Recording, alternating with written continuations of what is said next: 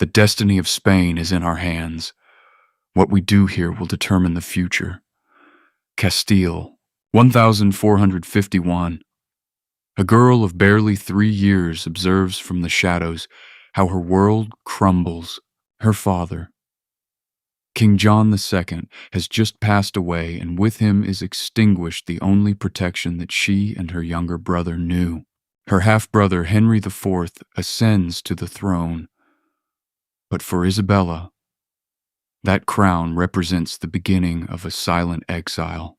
No one imagines then that that marginalized girl, removed from the court, despised by many, would become the most powerful woman of her time. No one suspects that her decisions would mark the destiny of millions of people for centuries. How is it possible that a princess without real power, without an army, without fortune, managed not only to conquer a throne, but to unify kingdoms, to expel an enemy that had been in the peninsula for 800 years, and to finance the trip that would change the history of humanity forever? Before continuing, I invite you to subscribe to the channel and activate the notification bell to not miss any chapter of this story, because what you are about to discover goes far beyond what textbooks told you. I am Isabella the Catholic, and this is my story.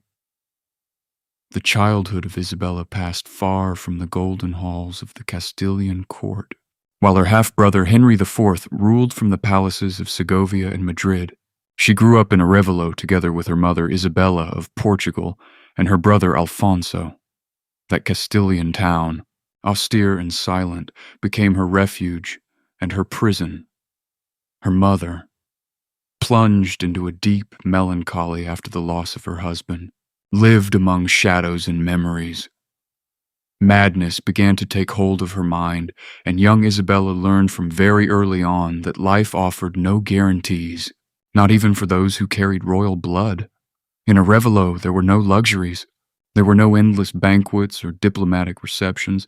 There was, instead, a rigorous education, an unwavering faith, and a determination that grew in silence. Isabella learned Latin, theology, history, and the arts proper to a noble lady. But above all, she learned to observe, to listen, to wait for the right moment. Because in those years of marginalization, while her brother's court sank into intrigue and scandals, she forged the character of a ruler, Henry, known by the derogatory nickname of the Impotent, dragged out a reign marked by instability and doubts about his legitimacy.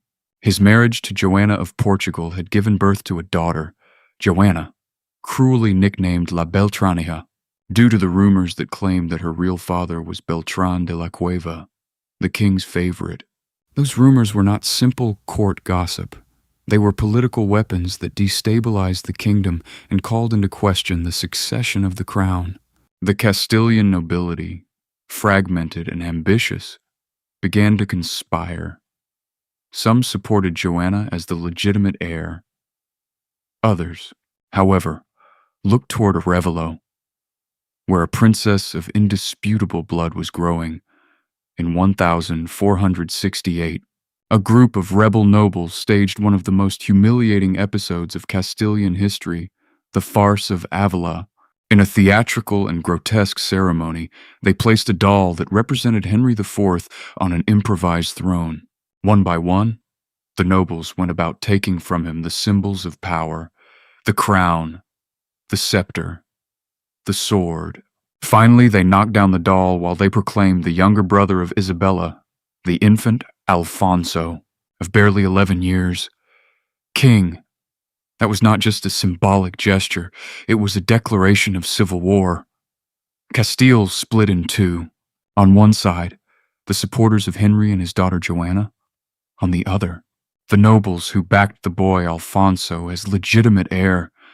Isabella, with barely 17 years, found herself trapped in the middle of a storm that threatened to destroy the kingdom.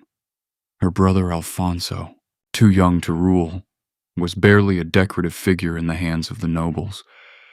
She, instead, watched with unease as Castile bled in combats, looting, and betrayals. Then the unexpected happened. In 1468, Alfonso passed away suddenly. The chronicles speak of a fever, but the rumors of poisoning never disappeared entirely. With his departure, the rebel cause lost its standard-bearer. However, it gained something much more valuable: Isabella. The nobles went to her immediately. They wanted to proclaim her Queen of Castile in opposition to her brother Henry. But Isabella, with a political cunning that surprised everyone, rejected the crown. She did not want it that way. She would not accept it as a poisoned gift from ambitious nobles.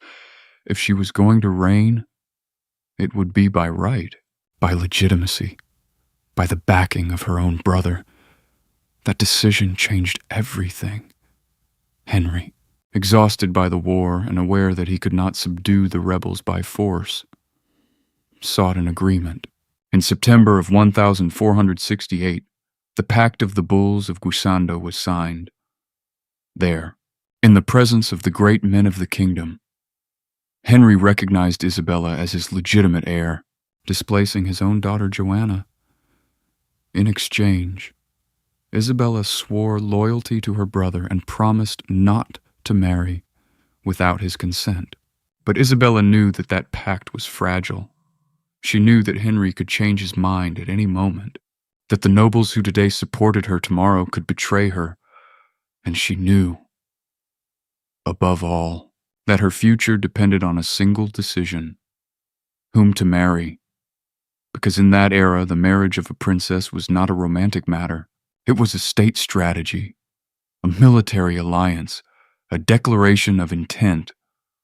Her husband would not only be her companion, he would be her partner in power, her backing against enemies, her key to secure the throne. The suitors did not take long to arrive. King Alfonso V of Portugal, a widower and much older than her, offered a powerful alliance with the neighboring kingdom. The Duke of Guyenne, brother of the King of France, represented the backing of the French crown. Charles, Duke of Berry, promised riches and prestige. Even Richard, Duke of Gloucester, future Richard III of England, sent emissaries to test the possibilities. Henry IV pressured for her to accept Alfonso of Portugal, seeking thus an alliance that would reinforce his own power and incidentally move Isabella away from Castile. But Isabella had other plans. For some time, her closest advisors spoke to her of a young Aragonese prince. His name was Ferdinand, son of John II of Aragon, a powerful but convulsive kingdom, faced with internal wars and conflicts with France. Ferdinand did not offer the wealth of Portugal, nor the prestige of France, but he offered something much more valuable: the possibility of uniting Castile and Aragon, the two great Christian kingdoms of the peninsula. That union was not just a marriage, it was the dream of generations, the promise of a strong, united kingdom, capable of facing any threat. And there was something more, something that the chronicles barely mention. But that must have weighed on Isabella's heart. Ferdinand was handsome, brave, ambitious. He had barely 1 year more than her and shared her vision of a different future. He was not an old man seeking a marriage of convenience. He was an equal. Isabella made her decision. Would she marry Ferdinand, with or without her brother's permission? She knew that that would break the pact of the Bulls of Bushido. She knew that Henry would disown her as heir. She knew that she was risking losing everything. But she also knew that if she succeeded, she would gain much more than she could lose. The meeting between Isabella and Ferdinand took place in secret. Ferdinand traveled from Aragon, disguised as a muleteer. Accompanied only by a handful of trusted men, he crossed hostile territories, dodged patrols and spies until finally arriving in Valladolid in October of 1469. There, in the palace of the Viveros, a discreet, almost clandestine wedding was celebrated. There were no great festivities or international embassies, only loyal witnesses, whispered oaths, and the certainty that that union would change the destiny of Spain. If you want to know how this decision triggered a civil war, how Isabella fought against everyone for her crown, and how she achieved the impossible, do not miss what comes next, and remember to subscribe to follow this story until the end. Henry, just as Isabella had anticipated, reacted with fury. The marriage, without his consent, broke the pact that had made her heir immediately. The king revoked his recognition and returned to proclaiming his daughter Joanna as legitimate successor to the throne of Castile. The nobility, always willing to take advantage of divisions, fragmented once more. Some backed Joanna, supported by Portugal and by those who saw in Isabella a threat to their privileges. Others, instead, bet on the firmness and vision of the Princess of Arevalo. During the following 4 years, Castile lived in constant tension. It was not an open war of great battles, but a conflict of maneuvers, secret alliances, betrayals, and proclamations. Henry tried to isolate Isabella, but he could not. Ferdinand proved to be an astute strategist, capable of negotiating with the Castilian nobles and securing key support. The couple moved with prudence, consolidating loyalties, gaining time, waiting for the right moment. That moment arrived in December of 1474. Henry IV passed away in Madrid, leaving behind a divided kingdom and a disputed succession. Isabella did not waste a second. 2 days after the death of her brother, the 13th of December, she was proclaimed Queen of Castile in the main square of Segovia. It was a bold, almost defiant ceremony. Isabella carried the scepter and the crown, symbols that normally were only handed over after the approval of the courts. But she did not wait. She knew that in politics, whoever hesitates loses, and she was not willing to yield even an iota of her right. However, to proclaim oneself queen was one thing. To be it for real, another, very different. Joanna, supported by her uncle Alfonso V of Portugal, did not renounce her rights. Portugal invaded Castile with a powerful army prepared to impose by force the Beltraneja. Thus began the War of Castilian Succession, a conflict that would last 5 years and that would decide not only who would reign in Castile, but the entire future of the peninsula. Ferdinand assumed the military command of the Isabellan forces. Although his role as consort generated initial tensions with the Castilian nobility that viewed with suspicion the Aragonese influence, he demonstrated his worth rapidly. In 1476, the Castilian troops of Isabella and the Aragonese of Ferdinand faced the Portuguese army in the Battle of Toro. It was a confusing combat, fought under the rain and in the middle of the mud, where neither of the two sides achieved a definitive victory. However, Isabella knew how to convert that tie into a propaganda triumph. She proclaimed the victory, celebrated masses of thanksgiving, and managed to have popular perception lean in her favor. Portugal, exhausted and without achieving the expected objectives, began to withdraw. Joanna, abandoned by her allies, took refuge in a convent. She never formally renounced her rights, but her cause was lost. In 1479, the Treaty of Alcacovas was signed, which put an end to the war. Portugal recognized Isabella as legitimate Queen of Castile and renounced supporting Joanna in exchange. Isabella recognized the Portuguese rights over the African routes of exploration, laying the basis of what would be the future treaties of division of the world between the Iberian powers. Isabella had won. History will judge us, but we must move forward. We cannot hesitate. Against all odds, against the nobles who despised her, against a neighboring kingdom that fought her with all its forces, she had managed to consolidate her reign. But she did not stop there.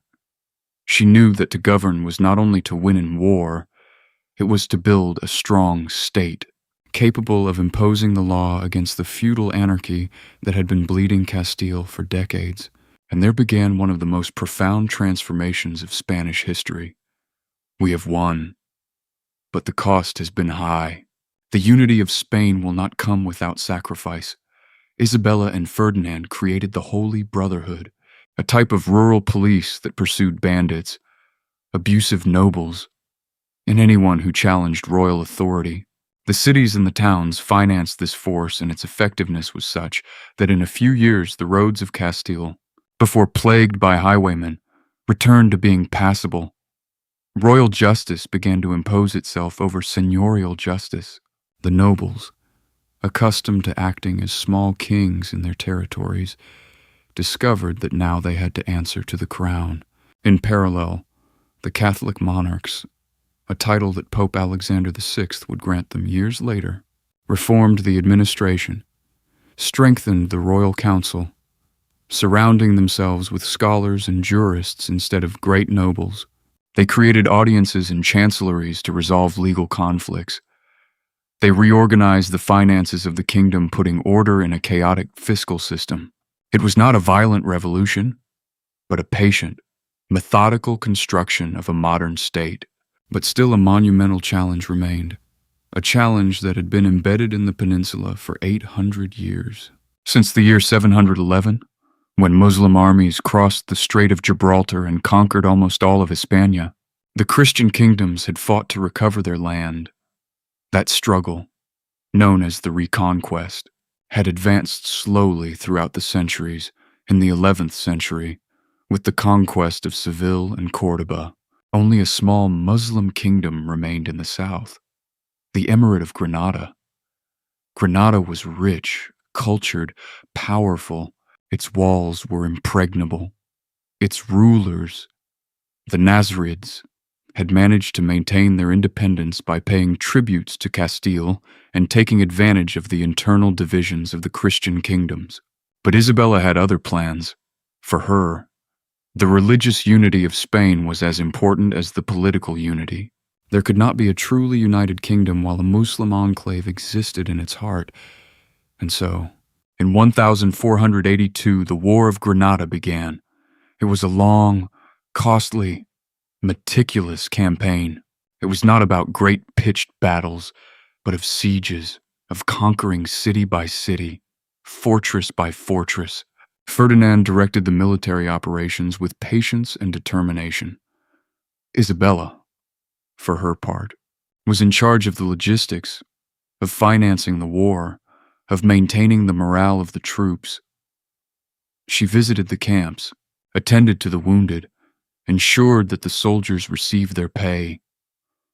Her presence on the front was not decorative, it was strategic. She showed that war was not an adventure of ambitious nobles, but a national cause. During 10 years, the Castilian troops advanced implacably. Malaga fell in 1487 after a brutal siege. Baza surrendered shortly after. Finally, in January of 1492, the last emir of Granada, Boabdil, handed over the keys of the Alhambra to the Catholic monarchs. 800 years after the Muslim invasion, the Reconquest had concluded. Spain was finally completely Christian. That triumph resonated throughout Europe. Isabella and Ferdinand were seen as the champions of Christendom, the monarchs who had achieved the impossible. But that success also had a price. Barely 3 months after the fall of Granada, in March of 1492, the Catholic monarchs signed the Edict of Expulsion of the Jews.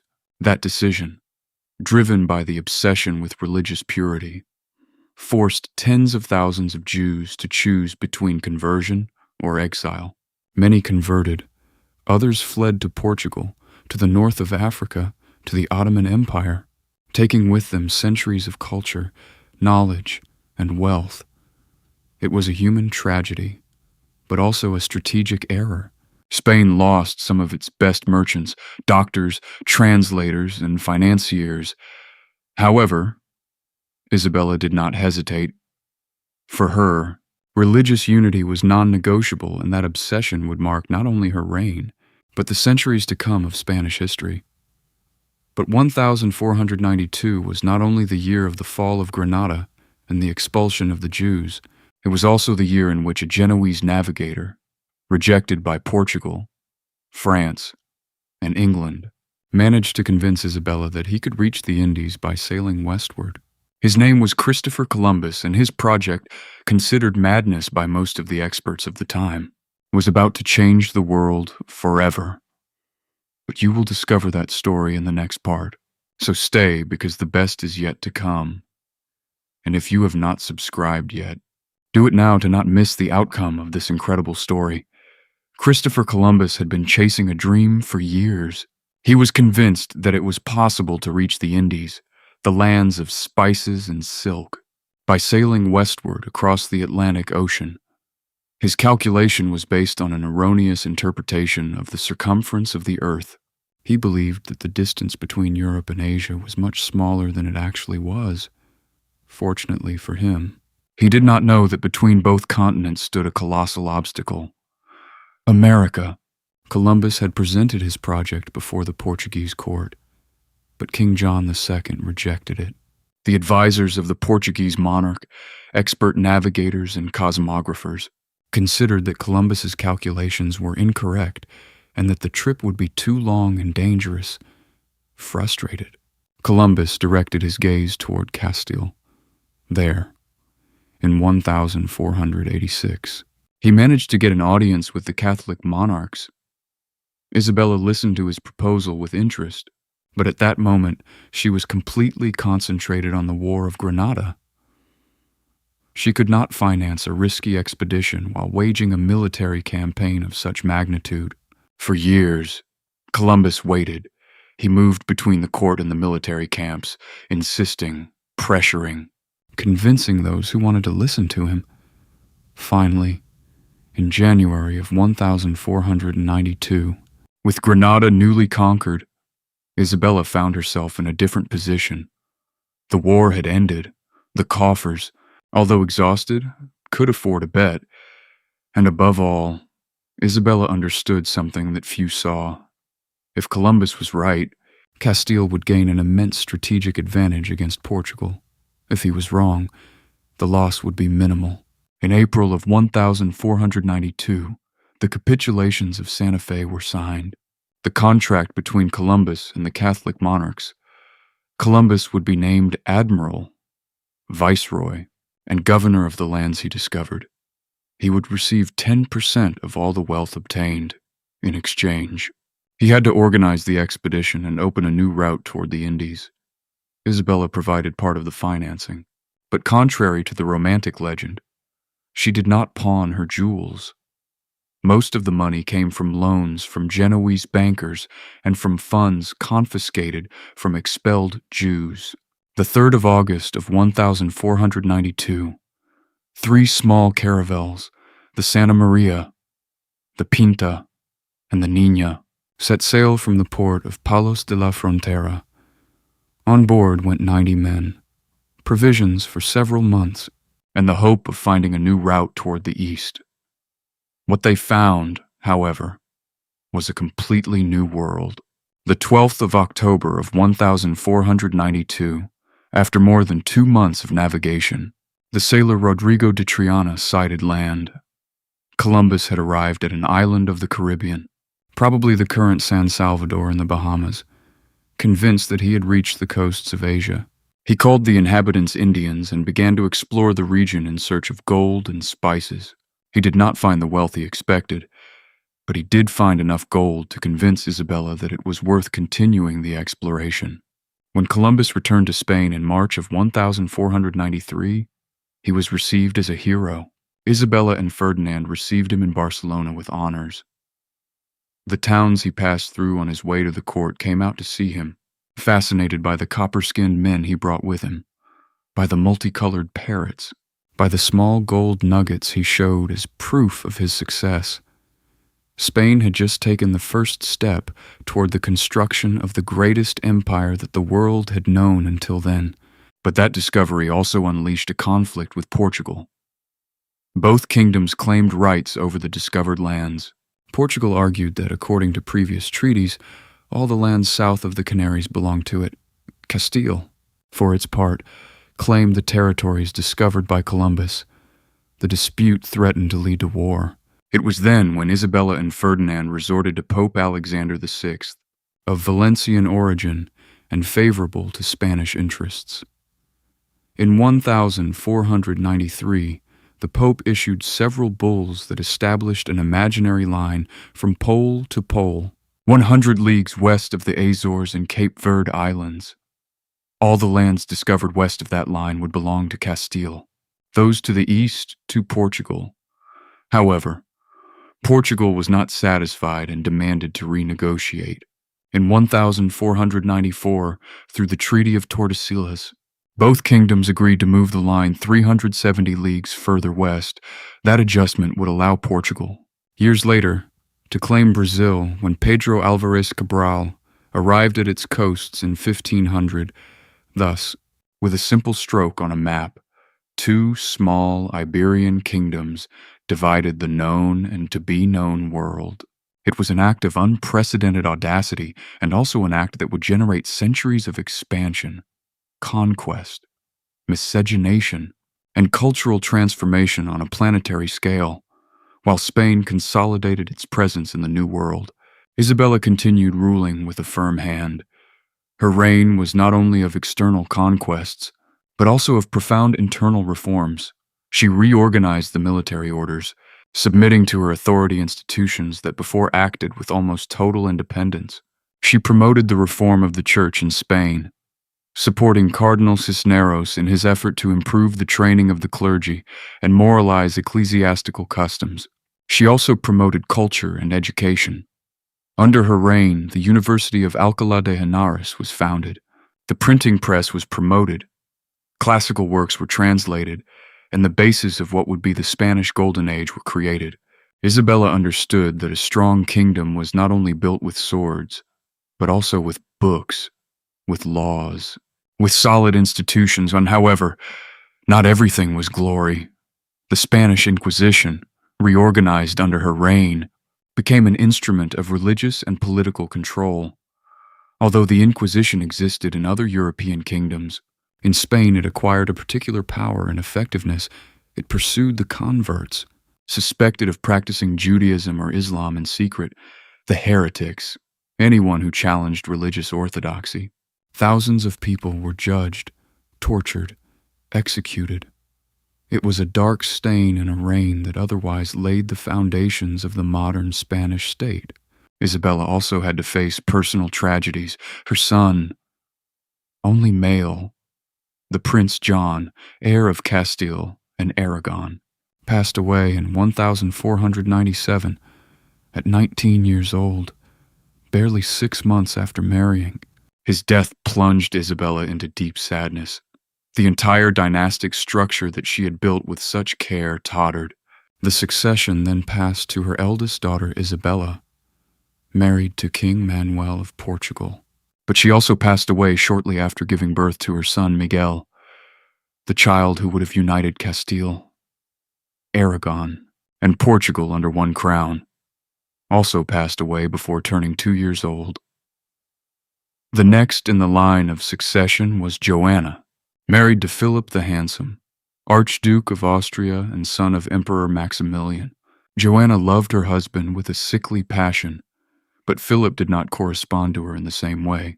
Their relationship was stormy, marked by jealousy, infidelities, and finally, by the first signs of the mental instability that would lead to Joanna being known as Joanna the Mad. Isabella, already sick and exhausted, watched with concern the future of her kingdoms. She knew that her daughter was not in a condition to rule alone. She knew that Philip, a foreigner and alien to the interests of Castile, could put in danger everything that she had built, and, nevertheless, she could not change the order of succession. She could only prepare for the end. The 26th of November of 1504, Isabella the Catholic passed away in the castle of Medina del Campo. She was 53 years old. She had reigned for 30 years. She had unified Castile and Aragon. She had conquered Granada. She had expelled Jews and Muslims. She had financed the discovery of America. She had laid the foundations of the Spanish Empire. But she had also left a fragile kingdom, dependent on an uncertain succession, on a mentally unstable daughter, and on an ambitious son-in-law in her will. Isabella left precise instructions. She asked to be buried in Granada, the city whose conquest had been her greatest pride. She asked that the indigenous people of the New World be treated with justice, although those words were largely ignored by those who succeeded her, and she asked, above all, that the unity of the kingdoms that she had built with so much effort be preserved. Ferdinand, a widower and still with energy to rule, assumed the regency of Castile in the name of his daughter Joanna. But the future of Spain no longer depended only on Spanish decisions. It depended on the ambitions of the Habsburgs, of the European wars, of the religious conflicts that would break out with the Protestant Reformation. Isabella had created an empire, but she could not control what would come after, and nevertheless, her legacy endured. Spain became the dominant power of the 16th century. Its explorers, conquerors, and missionaries arrived at every corner of the planet. Spanish became a universal language. Hispanic culture expanded through America, Asia, Africa, all that began with a marginalized girl in Arevalo who refused to accept the destiny that others had imposed on her. Isabella the Catholic was not a saint. She committed errors. She made decisions that today we consider unacceptable. But she was without a doubt one of the most important figures in the history of Spain. She transformed a fragmented kingdom into a united nation. She carried out the Reconquest. She opened the doors of the New World, and she demonstrated that a woman, in an era dominated by men, could rule with as much or more ability than any king. This is the story of Isabella the Catholic, the queen who united Spain and changed the course of history, if you liked it. Subscribe to the channel for more documentaries like this, and leave me in the comments what other character you would like me to cover in the next episode. Until next time.